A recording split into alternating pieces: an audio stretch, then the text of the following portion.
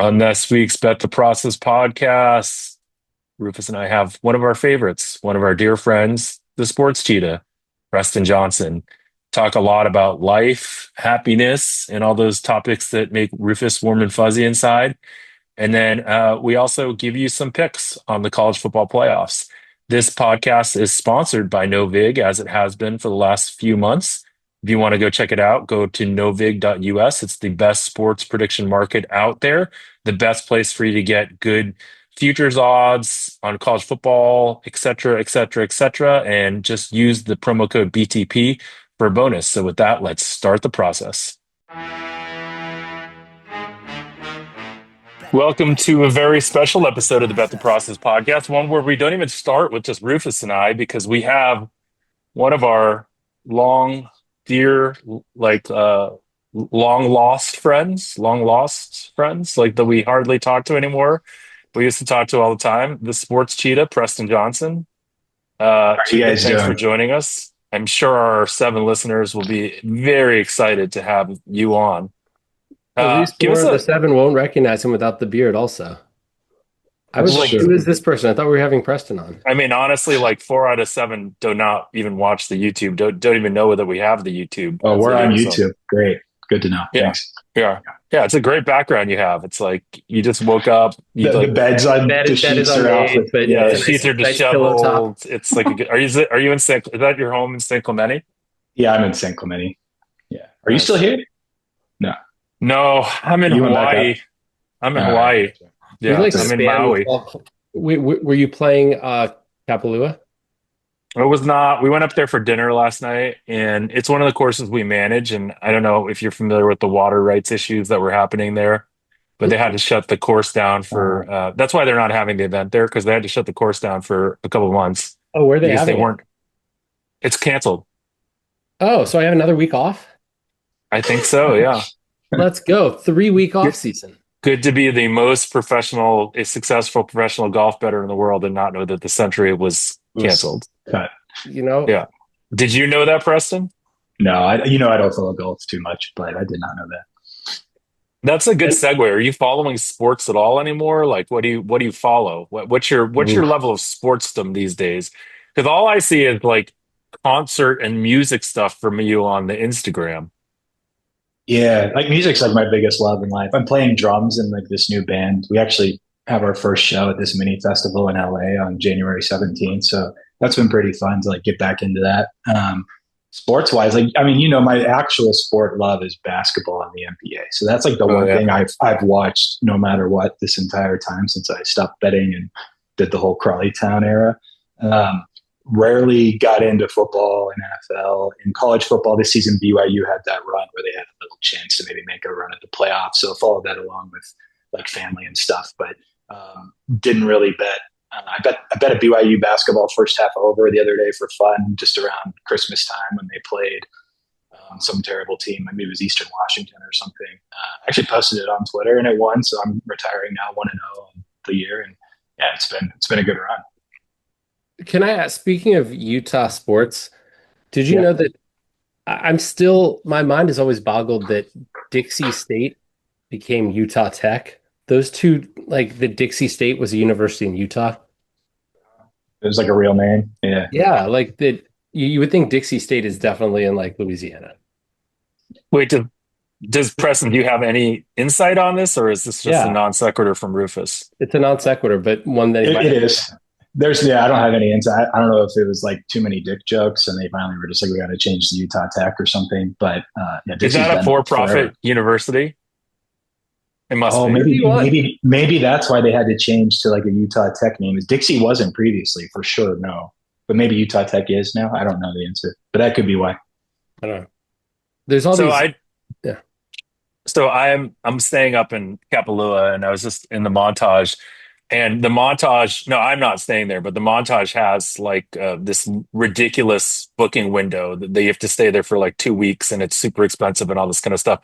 And I've noticed that whenever I come here during this time, a lot of the people staying at the Montage are from Utah, which Yeah, you would Mormons. assume that they're Mormons. And you would Mhm. assume that they are rich also because they can afford to stay there, which makes me think that there are a lot of rich Mormons because you don't spend your money on alcohol and like frivolous things. You don't gamble, right? Generally, unless you're Yeah, Preston yeah, Johnson. So do I have yeah. a theory now that Mormons are probably really good at saving money? Yeah, I think that's something that uh, would be generally directionally correct. I mean, I don't know if you knew this. So ever since I was like in high school, and I have three younger siblings, so I didn't get to go as much. Once my parents were more comfortable, they would get the Newport Coast Villas 2 weeks every summer. So I got to go a couple times, but they've been going like ever since for like almost 20 years or whatever now. So And Mormons spend their money on vacations. That's where they spend their money. half of the people there every summer are LDS. Yeah, it's like, and we see them at church Oh, and we go on Sunday. So I'm not surprised to see the same thing in Hawaii. It's just, and there's a lot of Mormons are also correlated to bigger families, and then you'll see families at these types of resorts. yeah. So Yeah, there were like seven. The one family that was in the hot tub just now had seven siblings coming into the seven. seven. Wow. Yeah, seven. Just like that. Maybe they're our listeners. Have I Just like us.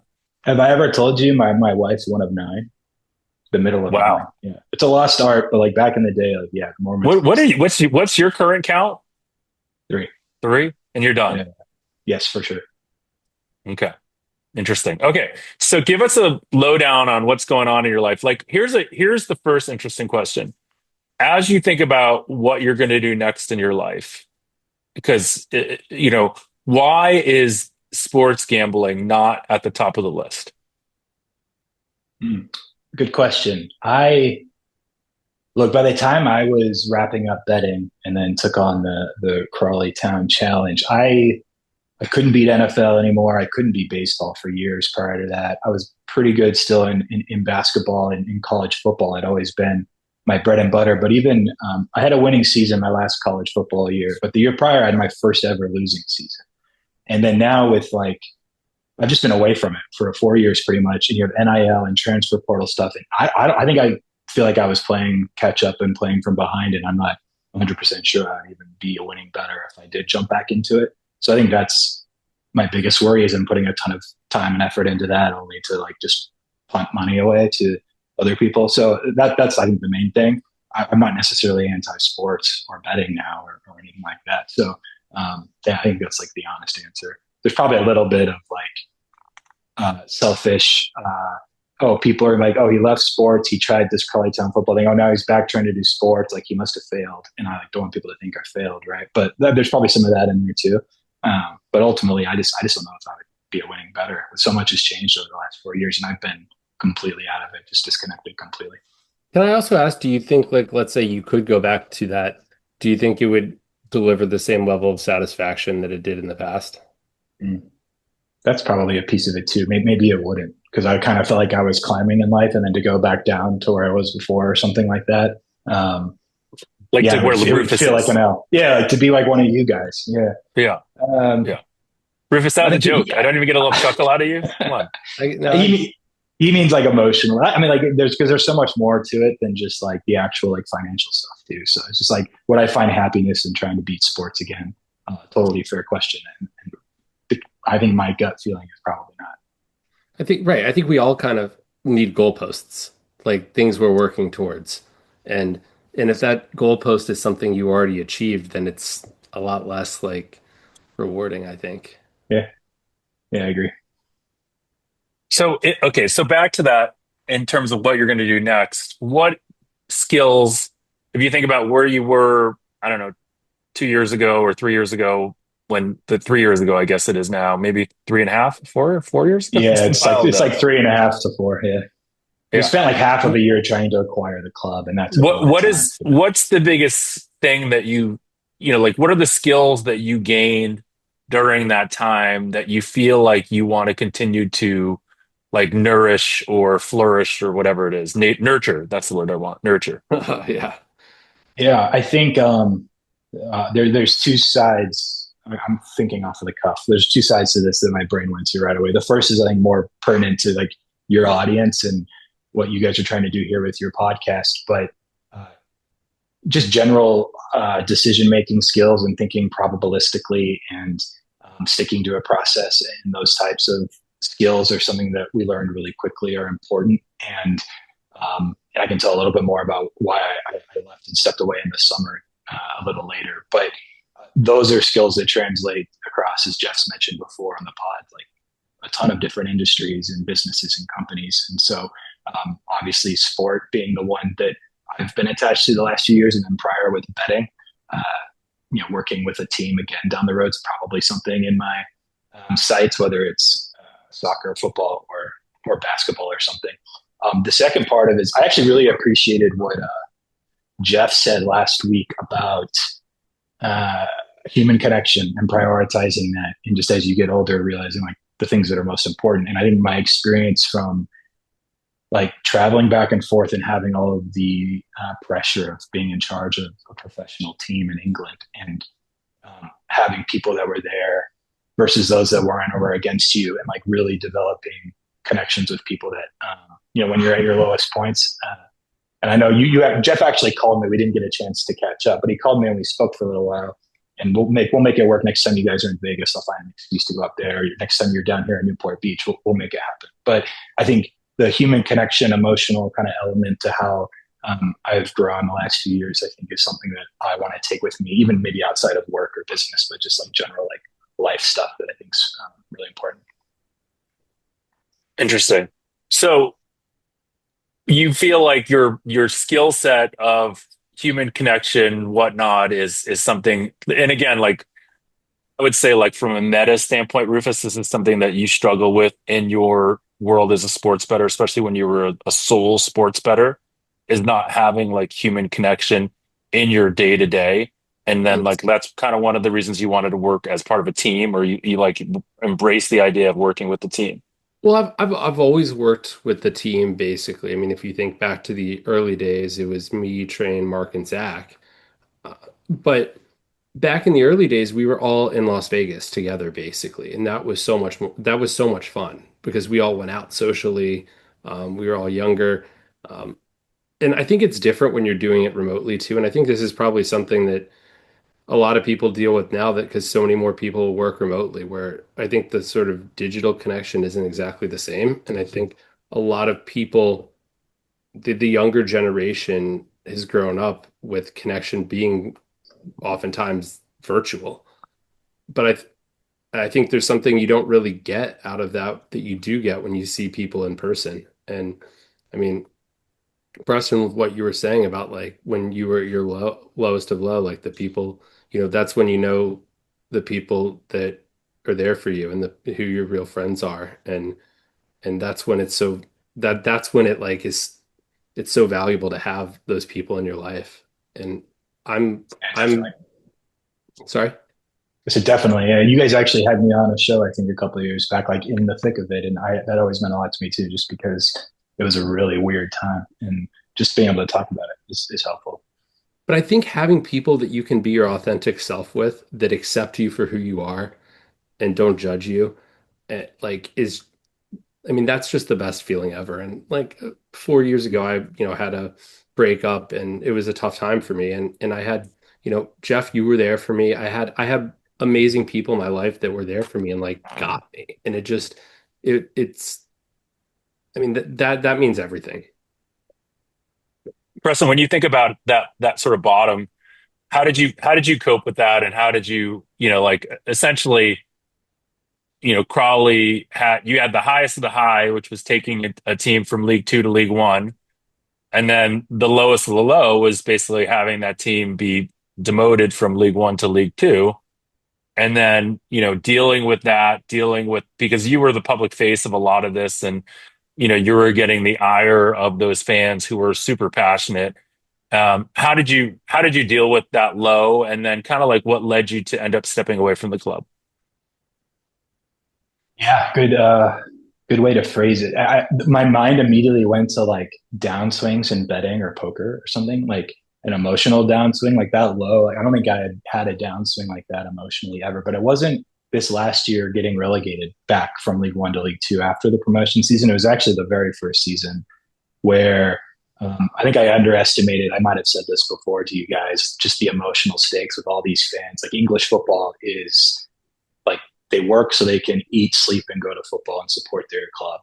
And being in League Two, it's the fourth tier of from the Premier League down, and it's the last tier in the official EFL, or the English Football League. And once you're out, it's extremely hard to get back up.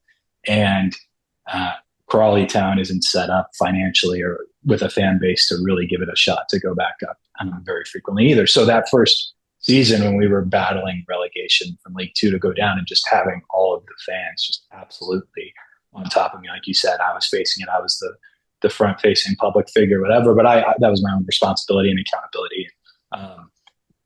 That was the low point, actually. And so how did I get through that? That's a good question, because I feel like it was probably a culmination of things. It was definitely, like I kind of referenced or alluded to it earlier, finding people not only there, but also here that I could really trust and talk to and be authentic with, and sometimes just completely taking my mind off of the football and talking about literally anything else. I think I told you guys last time I was on that I started seeing a therapist for the first time, just to actually get like a professional help with just my stress and anxiety. And I think the biggest kicker this is another reason why I keep blowing smoke up Jeff's ass. But I appreciated him calling a week back, just because I feel bad that you guys were part of the investor group. We had this really out of the box idea similar to Wrexham, where if you can bring international fans to a local English football club that otherwise has another club 5-10 miles away, there's not that many fans, but if you can internationalize it and actually create money, because most of these clubs lose money every year, then we have a chance, if we spend efficiently, to win. In Wrexham, they've had all the money from the TV show and Ryan Reynolds and all that fame. They've been promoted 3 straight years. Now they're in the championship. That was basically our thesis, but around NFTs, and can you build an NFT international community around a football club? It didn't work. We bought the club. A week or two later, Russia invaded Ukraine. The markets died, combined with we weren't good enough first year to be an interesting team. I lost a bunch of friends and a family member money, and my own money. It's really shitty to let people down on a financial aspect. So again, that's why I appreciate you guys reaching out or even having me back on, because I think that's part of why I felt so low. Is this isn't working. I'm failing not only the fans, myself, my family members, my friends, the investors. It was just an absolute you're terrible at what you've tried to do. And this is the arrogant part. And I'll try to be as open and humble as I can too. At the same time, I hadn't hit an obstacle like that before in my life. I grew up pretty comfortable. I remember there's 1 year when I was 8 or 9 years old, my dad had to transition and money was a little tight. That's about it. Went to college, had a pretty good job. My wife had a really good job, so I was able to focus on betting, and it allowed me to take some risk in spots that other people aren't able to. Got lucky with crypto early. Everything was going my way, and then that, and it was just really, really difficult to get through it. So I don't know if I even answered your question exactly. And outside of just, I think I just needed to learn how to cope with it better. I started reading more, which is also, I don't know, that's a really weird one. I hated reading books, nonfiction. I think it was just stuff to actually really take my mind away from what I had to actually face day to day. Was really helpful, whether it was talking to people, reading, music. So yeah, anyway, that's kind of a mix of answers. I think one of the things that I find interesting about the idea of being at your lowest, and I think a little bit about for myself when that was, one of my buddies once asked me, or asked a bunch of dads, what do you do to self-soothe? And I was kind of making fun of him about that in the asshole Jeff Ma way. But then as I thought more about it, I was like, man, that's a good question. What do you do to self-soothe? And so, I don't know, I'll ask both of you guys, and then I'll tell you. I mean, what I do to self-soothe is just right now is just hang out with my kids. They are the going and doing something with them is the example of self-soothing to me. Just, taking them and doing something ridiculous, going to Dave and Buster's, or just something that makes me feel comfortable, that I'm showing them a really good time and that they're really happy. It's almost their happiness takes away my sadness. Providing them that is the thing. So I don't know. What do you guys do to self-soothe? Real quick, are you finding edges in any of the arcade games that we can share with the public at Dave and Buster's? Or the problem. Well, so my kids would tell you the biggest alpha is in the shark game, the fishing game where you shoot a harpoon. It's a tabletop game. It looks like Ms. Pac-Man from the early days.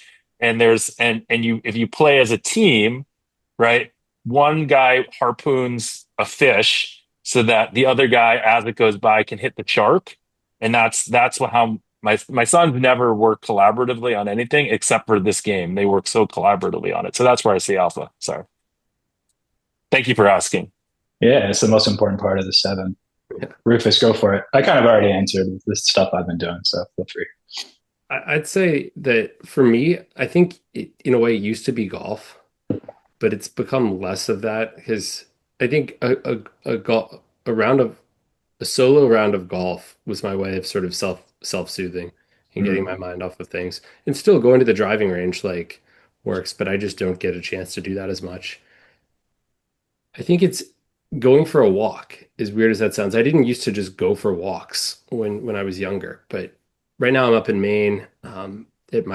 My family has this old farmhouse. I'm in the third floor of right now recording, and the whole family's here. It's great. My sister is 8 months pregnant, or maybe seven. Oh, nice. Seven, I guess. She's due Has she had a kid yet, or is this the first? Are you Uncle first. Rufus for the first It's time? first. Okay, I got to hear the baby kick. Like that was incredible. Like I didn't that's realize sick. that It would. just happened for my sister like 3 weeks ago. So yeah, first Congratulations. time. That's great timing, but it's amazing. You'll enjoy it. It is. I mean, I don't envy what her body has to go through. I mean, physically and all I mean, clearly being pregnant is not an easy thing. But but it's nice to spend time with the family. But I would say that what I was saying was the setting here, like we have these woods behind the house with trails and it it's it was snowy and just like going for a walk every day before sunset for like 45 minutes back there. It Nice. just takes my mind off of things. It helps me think clearly. And I mean, Sunday we were having a kind of bad day on football betting. Like we got middle in something like, oh, that Jacksonville ending kind of sucked with the late field goal because we had Colts money line and Colts plus 3.5, and then Jaguars minus 6.5 and minus 7.5 and stuff. And like six is like, this is bad. But it was just like I'd been grinding really hard on this for the last few days and just felt like nothing to show for it. And I was just like, I need to just and get away. And taking like a walk for me really does do that. It gets my mind off of things. It's being out in nature. And it's nice to have here, but even going for a walk in New York is incredible. It's like, I mean, that's my favorite thing about like when I'm in New York, like just going for a walk in Manhattan Just get lost in the city. Yeah. and just feel the energy of the people around you. And it's every place has a different energy. I think that's one thing in Vegas, it's go out into the mountains and go for a hike. Like that's, I've realized that being in nature really soothes me. And golf is a form of nature. It's a very manicured form of nature, but it is like, It No, I counts. Yeah. remember I remember back in the day, like, when I was following or tailing or moving stuff for you, and I knew that, you were doing poorly. I usually in golf tournaments, it'd be like a Saturday, and I'd be like texting you and be like, "Hey Rufus, it's all turned around." And you'd be like, "Oh, I've been gone playing golf for the last whatever hours and I haven't even paid attention. Is it better now?" And that's why I'm always like the zen that you have for not worrying about the day-to-day fluctuations of things. Now I know that was actually your version of self-soothing, which is interesting. well, Jeff, I know when things are going poorly, you follow more closely, and I'm kind of the opposite. When things are going I don't well, know. We've talked that's about when this. I It's like sweat it when it's going well because to me there's no downside. Like if things don't go that well, it's like we're still good. And then when things are going poorly, I just don't want to follow it all, and I just because it's my like I guess I'm just avoidant. I mean, I know I'm okay. avoidant. Let's do one more press and personal question, and then we can get into some kind of funnish end of season sports stuff, and maybe we'll talk a little bit about the. Go ahead, Wait, Rufus. Sorry. can I respond to what Preston said before that though? Sure. Yeah. About and I think Preston, I can relate. Like I think when you because I had a startup, a soccer analytics company where we took some outside money and like that didn't work out, and it feels really hard when you feel like because it feels like you're letting down other people, not which is so much harder than just yourself, Yeah. Just you know? lighting and torching your own money. Yeah, for sure. Yeah, because it's it's like more there's just more weight, but Um, I mean, I just wanted to say though, on the topic of not the CFTC but CTFC, that like I still think the thesis was good, and there's so much outside of your control, and just Yeah. like there's so many things in life. You can like there's certain things you can control and certain things you can't, and the things that you couldn't control just didn't happen to it just didn't happen to go our way, and I think it's an extraordinary. Nothing will take away the extraordinary accomplishment of getting promoted with that small budget, getting promoted all the way to League One. Like that is a major milestone. I feel like yes, the ownership wasn't like successful financially, but I think it was successful in a lot of other ways. And I'm sure, I mean, I remember asking you, do you remember this, Preston, when I asked, like, this was a few years back, I said, what do you Before think there's Wembley? anything? Sorry, Before Wembley? I mean, or do you mean you I asked me think it was there before Wembley. before? Okay. Yeah. Yeah, like I think this was when things weren't going as well in year one. I was like, I said, do you think there's anything you'll like take away from this experience? Um, you know, it's been bad, but like will this experience make you like a better person in the long run? What did I say? That You it's hard remember? to see that in the moment, obviously. Okay. But I do think like I don't know. I want to say that I think betting has helped train me to think about this in a way because like what I'm doing now with prediction markets, like things are breaking and I learn something each time from that. And I feel like life is a series of those things. Like you have like I've had, you have personal setbacks and you learn from them. And if you don't have those sort of setbacks, you don't have an opportunity to learn. I I mean, have look something. at this. Sorry, sorry. Look at it this way, right, Preston? If you think about if everything you did in life was you thought about it like a bet, right? Which is like, this was a bet. And sometimes you lose bets. Ideally, they're not binary like they are in sports betting. Sometimes you lose a little bit more or whatever. But the whole point of it is that if you have enough opportunities in life, and I think what Rufus is saying is even more the point, which is that when you do these things and fail, you learn a lot from them. You probably learn a lot more than you do when you do these things and succeed. And so ultimately, like the idea of what you did, and right, I don't think you should ever feel any guilt about it. You really believed in You it and shouldn't you feel really any believed in guilt. what you're trying to do. Yeah. Sorry, what were you saying, Preston? Yeah, maybe this just takes up the time for the final personal question. Because something Rufus said, and it, like what you're saying, Jeff, it was definitely a high variance bet by like a lot. It was something that you have to thread the needle to even get perfectly. Um, and then when Rufus asked me, apparently a few years ago, like if I would come out a better person, I was like, I don't. I mean, I think I have. I think one thing I've learned, and this is part of the reason I left in the summer, and I'll give some context for a couple minutes, and then we can move on to some fun stuff. But I did I learned, I think, to be true to myself, and I'll explain that. So I was in charge, CEO, they call it like chairman over there for 3 years and made like the final decisions on things for 3 seasons. We had the good year two. We got promoted on the lowest weekly budget in the league. Similarly, tried to do the same in League One. But this last summer, it was evident that our ownership group didn't want to keep burning the cash to fund the club. And so there was a transition that was going to be happening. It was actually to someone within the same group that was taking over as owner of the club. And the original plan was that I would stay on and be this new owner and chairman's vice chairman and continue to work with like the data and analysis and focus on the football recruiting, which is mostly what Eb and I were doing regardless the years prior. And it's where we had a lot of success. The prior 2 years, we did it ourselves with a model that we built with a data scientist. And we basically just trusted it like 90 to 99%. And those were the reasons we made decisions. And for those 2 years, we got better every transfer window. The squad got better. And in theory, the whole point of this is if you're progressing every window, you get the summers and then in January, a mid-season transfer window. For those that aren't familiar with football, it's like trading and signing players and stuff. Over time, you're going to go up the ranks or go up the tables if you're actually getting better at football every year. And we did that for 2 years. And then this summer, I'm excited because we were actually a lot better than where we finished on the table last year. But I think the manager, head coach, kind of saw an opportunity, and he was actually the same manager and head coach that was with us when we were promoted, with the new owner, the new face, to try to do things more his way and move away from the data. And after multiple decisions in the summer were clearly like non-data decisions and like just kind of went against logic too and basic football business strategy. It was really difficult for me because I had put like 3 seasons or like 3.5 years of like time and effort and sacrifice and like family sacrifice and obviously financially for everyone, like all of this into the club.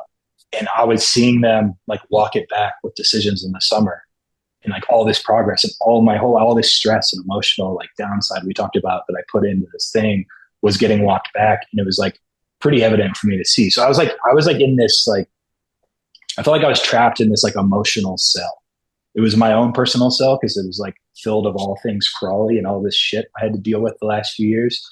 But I was also like wanting things to go well, and I still wanted it to improve, and I wanted to get promoted right back up. And so like I say all that to just say, like, at that moment I had to make a decision, like, am I gonna stay or leave, because they're doing things in a way that I don't believe in or agree with. And I knew that like if I had left, part of me would stay forever. Like I'm always going to be a little attached and miss it. But I knew ultimately, how do I say this the best? I knew if I stayed, then like part of me would leave forever.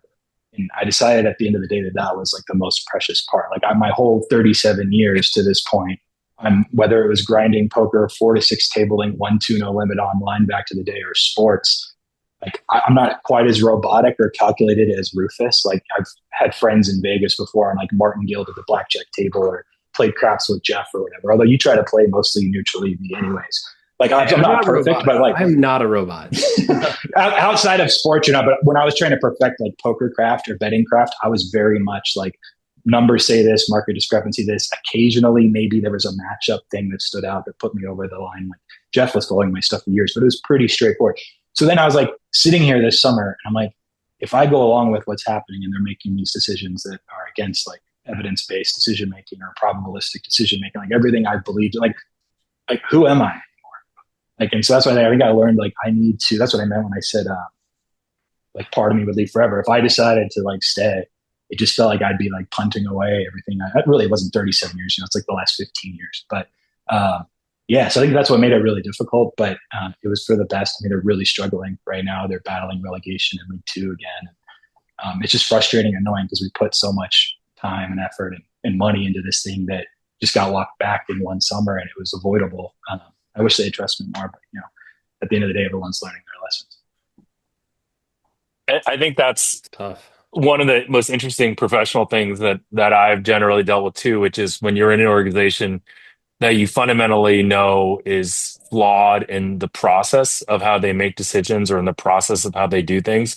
That's like one of the hardest things, because I think that the challenge is that a lot of organizations are successful even though that they make mistakes, right? And so like that idea of it being counter to your ethos and not being something that you could just embrace because it was so broken from a standpoint of process. I think for us, like these process-driven probabilistic thinkers, that's probably one of the hardest things to just like look the other way of. Right. And as you said, Jeff, like these organizations had been successful not because of a bad process, but in spite of it. But they probably thought because they had been successful that the way they did it was the cause of it, right? And like recency bias or something. Yeah. Well, it's just results bias, right? You bias based on like, and again, like there are, yeah. Let's move on from this. That's a lot we could do on this, but like I think we'd be saying the same thing over and over again. Okay. I'm putting you guys on the spot, but I'm going to ask you a couple questions for this year. Assume that you still follow sports, both of you guys. Rufus, you don't have to name any names. Most important sports story from 2025. And how I would define this is the thing that happened that will have the most long-standing impact on sports or on the sport that it is or whatnot. It could be something sports betting related. It could be something just macro related. it could be anything, right? Like just tell me what you think is the most impactful story from 2025. I can go Okay. Oh, if you want, or Rufus, if you have one. If you have it I'm already. I'm going to keep it sports betting related and say it was when the CFTC did not or essentially allowed Kalshi to offer well, event contracts on sporting events. Because I think that set into motion a huge change in the sports prediction space, I guess. And at least probably during this while Trump is president, like has really changed the landscape of sports betting in huge in ways that that have at least on a personal level very much changed things for me. And so I assume you wanted the most impactful story, like you No, wanted I to mean, know from a whatever. I personal, think right? So that's a good answer. That's a that's good my answer. answer. Preston? Yeah, I think that makes the most sense. I don't follow it enough to really get involved yet. But so for mine, just going to be like actual sports related uh, that hits home. I think Luka Doncic for Anthony Davis is maybe the worst basketball trade in history of the sport. And I'm a Lakers fan, and somehow we just landed Luka, and who knows if he'll ever be good enough, or they'll build a team around him to be good enough to win. But I think we've seen in Dallas he could be. That's the one that stuck out to me right away. Is just seeing a trade like that that seems so. I was in London when it happened, and I remember waking up at 3 or 4 a.m. over there. Maybe I had to pee or something. I don't know. And looking at my phone, and a bunch of people had been texting and like, "Oh, Shams, like Luka." I went to bed thinking it was a joke. It was so outlandish that I went back to sleep and then woke up 3 or 4 hours later and realized it was actually a real thing. And that's one that'll just always stand out to me. Early 2025. I have like a couple, but like I think Notre Dame getting left out of the playoffs was interesting because I think it could fundamentally change the playoff system. Obviously, I don't know exactly what's going to happen, but like I think that's an interesting one. Uh, I think like personally as a Boston homer, like the return of Boston sports, like going into, if you had said in the middle of this year, right, like meaning like the summer, you had Tatum likely to miss, we thought, another season and Yeah. the Celtics tanking or doing a gap year. You had the Patriots looking like an okay team and Drake May looking like an okay quarterback with a lot of potential. And you had the Red Sox looking like a team that was, mired in mediocrity and whatnot. And all of a sudden now, like the Drake May story to me is incredible. Like the fact that because I have been very slow as a fan to believe in this team and what they're doing and him. But he's arguably like, can you name a quarterback as a team as a fan that you'd rather have right now as your starting quarterback? I don't know if you'd want anyone besides Drake May at this point. Maybe Caleb Williams, right? No, not But Caleb Williams. Caleb I Williams is mean, which overrated. who? I mean, who would you say? Who would you say, Rufus? You mean long I'm term? curious. Yeah, no, like long term. Like right now, you are a fan of a team. You're a fan of the Redskins, which you are. Sorry, the commies, which you Okay, I'd are. probably rather have Josh Allen as my starting quarterback, but like, But age wise, right? No, like no, I'm saying long term, yeah, Drake May over that. Josh But that's what I'm Allen. saying. Like at this Okay, moment, I you could think, pick yeah, anyone, and it's like be hard pressed to say anyone besides Drake May. And then I think and I then heard like I mean, in going real into quick. the season, look, as a Washington fan, like going into the season, like I'm like, oh yeah, we have Jaden Daniels, like we we hit that draft pick, and it didn't look like Caleb Williams or Drake May were going to be special players. At least they weren't immediately that last year. But I want to say that I think that to me, like a lot of I don't want to say it's all about Mike Vrabel, but I think Mike Vrabel was a huge like a great hire for them, and I thought he was always underappreciated in Tennessee and always made lemonade with lemons. They never had a very good roster, and he always made that team competitive. Like they had Tannehill was their quarterback, and he got Tannehill. They got Tannehill to play like pretty damn well for a guy that was kind of a career journeyman. And I think Vrabel is the one Belichick disciple who's I don't want to say disciple. He never coached under him, I don't think, but he played under him. He's changed the culture around, and I think he's a really good head coach. And I think when people talk about like, there's always Steelers fans every year that are like, oh, they should fire Mike Tomlin, and I'm like, it's the same thing. I feel like if Tomlin got fired and went to another like Pittsburgh, it seems like always. I think they overperform typically, and I and I think yes, you can be a victim of your own success like I think Vrabel was in a way because they couldn't go to that next level, but like they shouldn't have been succeeding that much to begin with that roster. So that's the end of my rant. I was going to ask Jeff similarly, like how much stock can you put in 1 year NFL samples? And then he mentioned Caleb Williams, Jaden Daniel. I think CJ Stroud's another one, like the variance from season to season in the NFL with these young QBs. And if Vrabel deserves some credit, I don't know. May's probably not the answer for me, but I also heard, I think on a podcast yesterday, he's due like 2.2 million total the next 2 years. Like that's ridiculously cheap. And you can build a team around that probably no matter what. So it's a good question. Well, I mean, I that think contract, again, yeah. but Vrabel is part of the answer, honestly, because he's obviously a huge part of the Patriots turnaround, and again, like I as a fan went into this year like being like, yeah, it'll be fine, we'll be a mediocre team, whatever, it'll be better than last year, but I had no idea we'd be going into Week 18 playing for a chance to be the number one overall seed in the AFC, right? That's incredible. And then again, like the Celtics thing. And one of the reasons I'm bringing this up is this is like the 3 year or 4 year anniversary of you predicting that the Celtics would go on the run that they went on in that year where they turned everything around and ended up becoming one of the best teams in the league statistically towards the end of the year, especially defensively. And so like that the idea that they could get Tatum back this year to a team that's completely overperforming, I don't know. I'm excited. Are they the 3 seed still? They're the 3 or 4 seed. I'm not sure which. I don't. It doesn't matter to me, honestly. Like that. I don't. No one in the East scares me, to be honest. Like I don't think. I mean, I think they can with the healthy Tatum, they could play with the Knicks for sure. And it may all be a foregone conclusion to win the championship. But I did get some. I have some 15-1 on them to win the East, so I'm pretty happy with that. Beautiful. So, okay, prediction for 2026. What is your prediction for your outlandish, your crazy prediction for 2026? On what topic?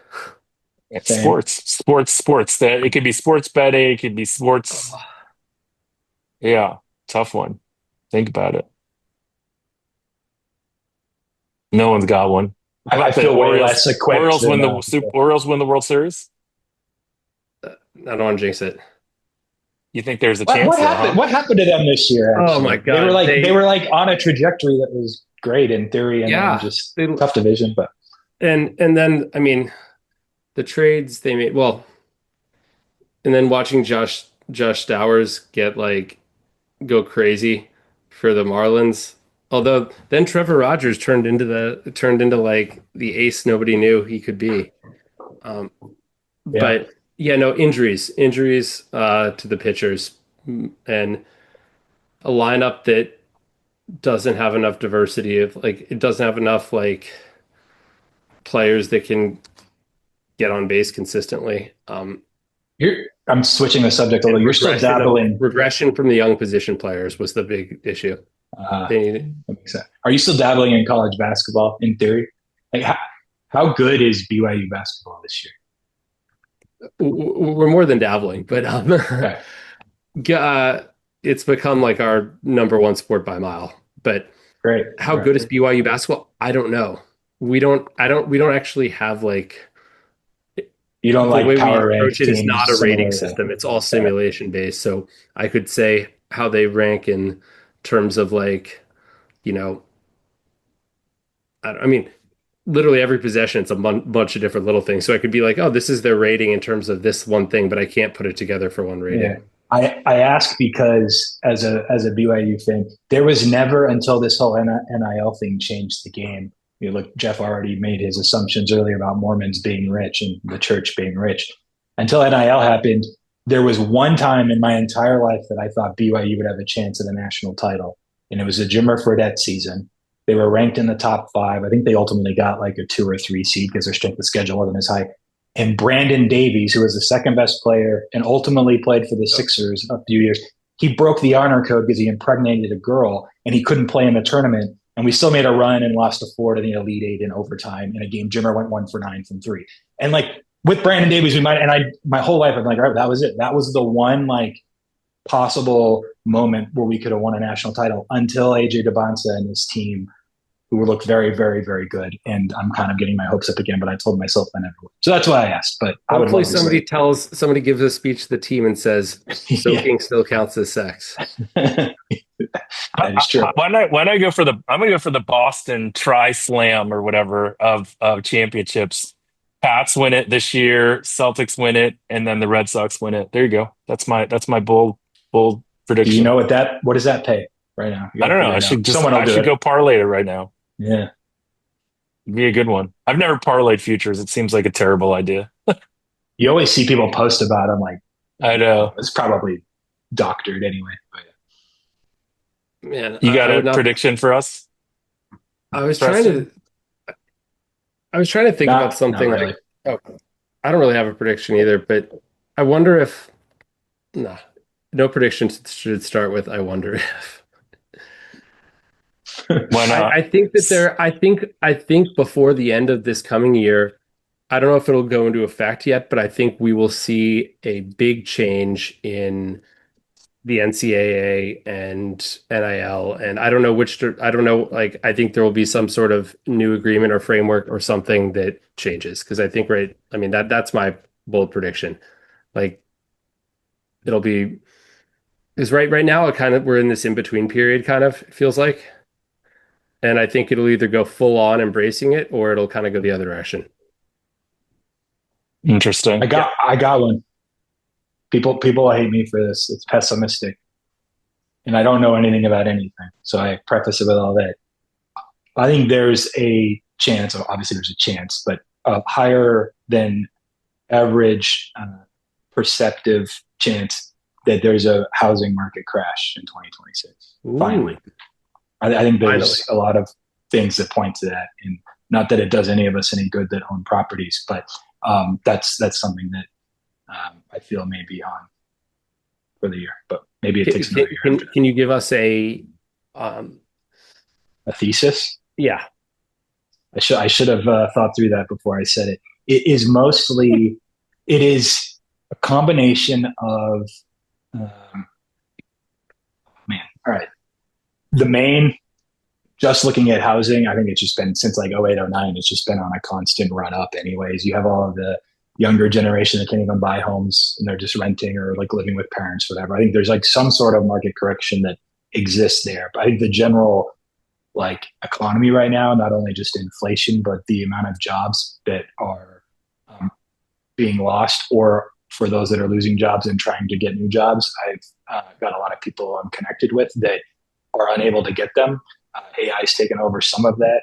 And I think that there will eventually be a point where there are people that are unable to make money, combined with the inflation, combined with probably a due market correction in housing prices that culminates in some sort of economic crash, which should then, in theory, be tied to housing.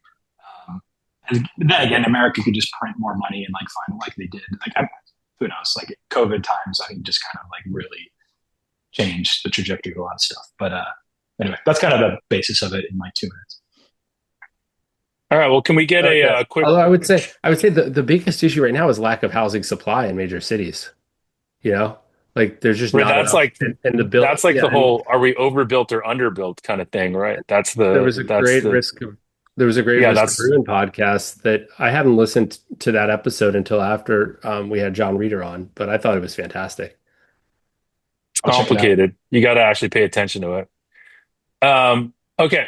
How about quick trip through college football? We got the playoff games tomorrow, Rufus starting, and then I'm assuming you're down on all of them that you're going to be down on, but you might as well give people what they come from.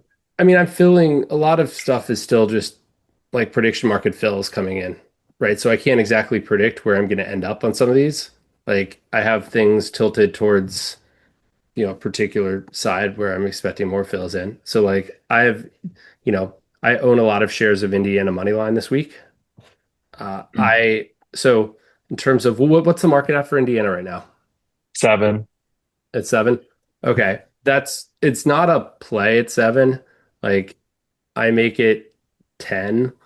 That wouldn't generally be just a straight up play. Like, yes, it was a play at 6.5, and I played some at 6.5, but like I think you're gonna get Hold on, better. hold on. You actually make it like a full 10. Yeah, full 10. So the frequency in which Indiana wins by 8, 9, 10 doesn't beat the VIG for you. No, but that's 10 is my raw number before regression to market. The Got market's it. still Okay. so, So you're but gonna come but back to I that. would say if you're looking to bet Indiana, that the place to bet it is probably you may be able to do better, especially with exchanges on the money line. Given that, I mean, that's what I've at least seen on some of the on the exchanges where That makes like sense. I'm getting Indiana at like The 68% exchanges, because the these exchanges like big Novig, like like Novig, Novik, right? our sponsor Novig, Wait, best Rufus, do you sports see prediction do you market. see that or do you guys see that like Super Bowl effect a little bit with Yeah, underdogs in these games now with the prediction markets and with everything being more yeah, with prediction markets like Kalshi too, like you see a lot more like you see a lot more public action on these underdog type things too. So I think that interesting. there's the yeah the and so I feel like that Super Bowl effect, exactly as you said, like kind of does exist at a different to different degrees in bigger games like these. So um, that's that's the only one that is a real well. Actually, we have like a lean on Miami too. I'll just say I make the Miami game 7.5. Um, I make Oregon a 2 point favorite, and I make Georgia just north of 8 points, 8.2. So I'm not going to have a lot of big, like, just move it at minus 110 type of bets, but I'm going to have probably a lot of positions accrued in prediction markets, like probably towards Georgia, towards Miami. Though I have an Ohio State money line again, because that money line was just way better than it should have been based on the point spread. Um, and I don't know what I'll have on Oregon, Texas Tech, to be honest. I think I actually have some Oregon money line that's coming just based off of price. You bet totals at all? No. Yeah, I do. I have not. The only one that stuck out to me, not knowing anything about anything, was the Oregon Texas Tech 52.5. I'm a little biased because Texas Tech just like BYU just got pummeled twice, but and their offense is kind of overrated because they don't play any good You like the defenses. under? Yeah, and that was the only I looked at like 2 days Before ago. accounting for weather, I make it 54. So Got no it. real So strong opinion there. I mean, the one game where it looks like I would, again, before accounting for weather, have a total opinion would be, I think, Ole Miss, Georgia, which I make like 49 before weather. Although I haven't updated, I haven't seen what that line was. 55 and a and a half. It half. may have moved down, and clearly, I haven't bet any totals yet. So The that's. Lane Kiffin piece of that one's interesting too. I don't think I would be betting it anyways. Would you say that increases variance? Yeah, So in that case, like maybe some alts on the tails yeah, that's not a bad thought, and not even on the total, but potentially on the total. on the Well, didn't side. you have a Super Bowl to the 3-0 one that The you were what? betting like exact scores in one of the Super Bowls? Was it the Rams Pats? Like that's like the ultimate tail example, but yeah, there might be some spots like that too. Interesting. Well, to be clear, it wasn't betting that the score would be 3-0, but it was well, what was the final what was the final score of that game? It wasn't, It was the first half was 3-0. Something you had maybe. some I think it hits. was But it was 13 it to was the 3 or something like that. Rams to score exactly three, I think. Thank you. That's the one. Yep. Yeah. What is Rufus, that what'd you total? say That you total's made? oh no, that's 55.5. I have to put in weather stuff still. What'd I you don't say you I'm made Ole actually and Miss? that game may be in a dome. I still have like I haven't moved on any of the totals yet, so I haven't looked to see the game locations. Sugar Bowl, Caesars Superdome, New Okay, so Orleans. that's a very easy one to do weather for. I love it when we talk about weather and domes. All All right. Anything else? I mean, we could do a no big prediction market on what Preston decides to do next in his life because they sponsored this podcast. But Just let aside from people bet that, on it. yeah, just let people bet. Actually, let people decide. Do like a real prediction market where Yeah, I just people have can to do decide. whatever they. Yeah, that's a good one. Yeah, Actually, whatever so, they decide. Yeah, okay. I think that seems fair. Yeah. Um, Thanks for joining us, and for all you guys, Happy New Year. We'll talk to you guys all again next week, hopefully. And Rufus, I'm gonna give the people what they want, which is my trip through college, which is what Let's I gave go. out on Kornheiser. I gave Ohio State -8.5 at the time. I gave Texas Tech, I think it was +2 at the time. I gave Indiana -6.5 at the time, and I gave Ole Miss +6.5. Those were my plays. Mm. Ew.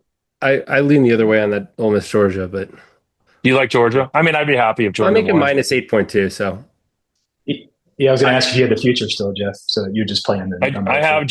Georgia. I have Georgia futures, Texas Tech futures, and Indiana futures. So hopefully those all pan out, or one of them pans out. They can't all pan out. But I'm surprised you like Miami this week, Rufus. But by the I way, I'm guess short Georgia futures right now. Like I basically priced out the different possibilities of matchups because it's with 8 teams left, it's not too difficult to actually price out each of those matchups and the probability of them coming up. And I ended up with Georgia at only like 12% to win it all. Um, and I was using like essentially my numbers, but I was also looking at if I was a little high here, uh, and being like, okay, I'm a little high, like I'm gonna correct a little bit down there to try to reflect what the market would basically be. And so I was able to like short Georgia, I think, on call sheet at like 19 cents. Yeah, you think 6.5 is low in the first of three Yeah. in Yeah, theory. I'm also a bit low Interesting. on Ole Miss. I think it's marginally low. I mean, I have it like 8.2, so it's not that low, but I just think that Georgia is an underdog against I I think I have Georgia as an underdog against Oregon, as an underdog against Texas Tech, although both of those are less than a field goal. Um, Favored against Alabama, but is a like Georgia will not be an 30 underdog against Texas Tech. We let's say Georgia that. would not be an underdog against Texas Tech. I Maybe I I did the math wrong. I don't know, but I don't think they'll Maybe. be an underdog to Texas Tech. let me plug this in and Given see. Texas Tech is a 2.5 point dog to Oregon right now, it's hard for me to believe that Georgia's going to be an underdog to Texas Tech. I have actually no. Sorry, I was referencing the wrong one. Oregon might be slightly, but yeah, Um, no, that would be close to a pick though. Okay, Georgia -1. Like I'd make right now, I'd make Georgia. Although no, that again, that's giving Georgia credit for the bye. So that's right now. You have to remember that line. Like Ole Miss has had the bye. Though I asked Jeff this, and Preston, maybe you care to weigh in. Like I don't know if I should give full credit for a bye for these teams that have had 3.5 weeks off, whereas the teams they're playing have actually had a mini bye also because they've had like 10 days off. that's interesting. It's like what percentage of the value comes from having 1 day extra rest versus the second versus the third versus the fourth. And at some point, if it's 13 extra days, it's maybe not that significant At a unless it, certain point, it becomes yeah. rust, I think, too. If you have a month layoff, it's hard to. you- So Yeah. I don't know. I gave half Jeff credit. will remember I had that whole rest theory and thesis on NBA All Star stuff, betting the first quarter unders after they increased the layover from like 5 days to 8 or something. Those things got Um, so juiced that it wasn't even funny. yeah, by year three, I think it was dead, but yeah, it was And interesting. here's another thing, another point in favor of Miami against Ohio State. They knew if they won, they'd be playing Miami. They had somebody scouting, they had, I mean, Miami has basically been able to prepare or have had people Mm, preparing a game plan for Ohio State ahead for if they beat Texas A&M. As I'm sure they have big staffs and people like scouting and looking through the film. Whereas Ohio State probably kind of had thought to A&M wait was and going to see. win, and they didn't know who to prepare for um, until after the game. So I don't know if that's much. That's a I would that be that shocked. seems like I a would be reach. shocked. Yeah, I would be shocked if Ohio State doesn't have enough personnel to plan enough for both until the moment is right, and then they focus the extra 20% left the other side. Fair. And they're like, God damn, in Miami, we he's only had a focused on plan for winning. A&M. We only prepared for A&M. What are we going to do now? We were sure A&M was going to win, but we hedged 60% favorite. Yeah. All right. Happy Merry this is holiday. the use for prediction markets. Like New Year's. Scouts can hedge their like. Okay, Rufus. Yeah. Okay. Right. All right. Happy New Year, Talk to guys. you. Happy New Year. Happy New Year. Love you guys. Bet the process.